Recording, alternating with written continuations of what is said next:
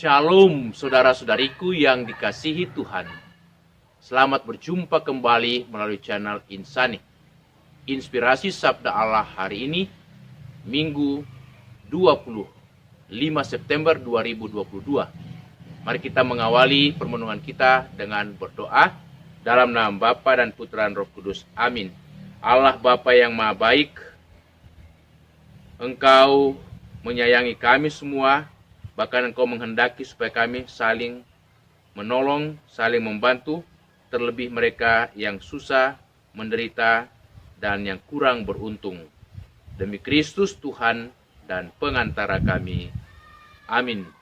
Sabda Allah dari Injil Lukas bab 16 ayat 19 sampai 31. Sekali peristiwa Yesus berkata kepada orang-orang Farisi, ada seorang kaya yang selalu berpakaian ungu dari kain halus, dan setiap hari ia bersukaria di dalam kemewahan. Ada pula seorang pengemis bernama Lazarus, badannya penuh dengan borok. Ia berbaring dekat pintu rumah orang kaya itu, dan ingin menghilangkan laparnya dengan apa yang jatuh dari meja orang kaya itu. Malahan anjing-anjing datang dan menjilat boroknya. Kemudian matilah orang miskin itu, lalu dibawa oleh malaikat-malaikat ke pangkuan Abraham. Orang kaya itu juga mati, lalu dikubur. Sementara menderita sengsara di alam maut, ia memandang ke atas, dan dari jauh dilihatnya Abraham dan Lazarus duduk di pangkuannya. Lalu ia berseru, Bapa Abraham, kasihanilah aku.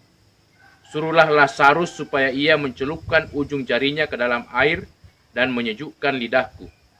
Sebab aku sangat kesakitan dalam nyala api ini. Tetapi Abraham berkata, Anak, ingatlah, engkau telah menerima segala yang baik semasa hidupmu, sedangkan Lazarus segala yang buruk. Sekarang di sini dia mendapatkan penghiburan dan engkau sangat menderita.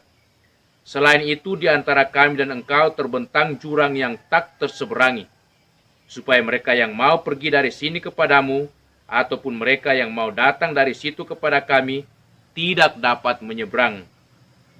Kata orang itu, kalau demikian aku minta kepadamu, Bapa, supaya engkau menyuruh dia ke rumah ayahku, sebab masih ada 5 orang saudaraku, supaya ia memperingatkan mereka dengan sungguh-sungguh, agar mereka kelak jangan masuk ke dalam tempat penderitaan ini. Tetapi kata Abraham, mereka memiliki kesaksian Musa dan para nabi. Baiklah mereka mendengarkannya. Jawab orang itu, tidak Bapa Abraham. Tetapi jika ada seorang yang datang dari antara orang mati kepada mereka, mereka akan bertobat. Kata Abraham kepadanya, jika mereka tidak mendengarkan kesaksian Musa dan para nabi, mereka tidak juga akan mau diyakinkan, sekalipun oleh seorang yang bangkit dari antara orang mati. Demikianlah Injil Tuhan. Saudara-saudariku, ada satu kisah yang barangkali bagus menjadi inspirasi untuk kita renungkan bersama. Seorang kaya pada suatu hari berjumpa dengan seorang pengemis yang kelaparan. Pengemis itu meminta bantuan supaya diberikan makanan. Tetapi sang kaya mengatakan, ini rokok. Jikalau engkau merokok, ambillah dan isaplah sekarang. Pengemis itu mengatakan, tidak, saya hanya membutuhkan makanan. Kemudian orang kaya ini menawarkan kembali minuman keras yang bisa diminum. Dia katakan, minumlah sekarang ini. Tetapi orang yang lapar itu mengatakan, tidak, saya tidak butuh minuman keras. Saya tidak minum minuman keras, saya hanya butuh makanan. Kemudian sang kaya sekali lagi menawarkan uang sedikit, uang koin. Dia mengatakan, kalau engkau berjudi, pakailah uang ini, siapa tahu engkau mendapat keberuntungan lewat berjudi. Tetapi sekali lagi ia mengatakan, menolak secara halus, tidak Tuan, saya tidak berjudi, saya hanya butuh makanan. Nah, orang kaya ini kemudian membawa pengemis itu ke rumahnya. Dan ketika tiba di rumah, istrinya langsung protes. Mengapa engkau membawa orang yang menjijikkan ini? Orang yang susah seperti ini? Apakah engkau akan memberikan makan setiap hari?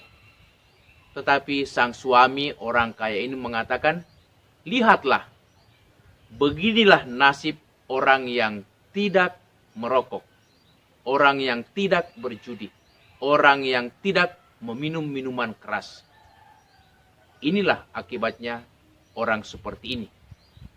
Sang istri dalam hati menggerutu dan mengatakan, dasar engkau suami, pemabuk, penjudi, dan perokok.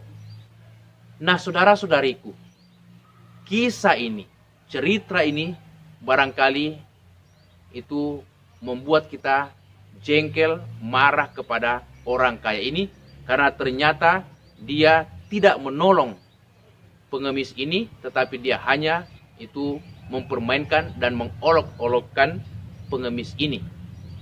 Dia tidak memberikan belas kasihannya, tetapi dia hanya itu membuat pengemis ini semakin susah.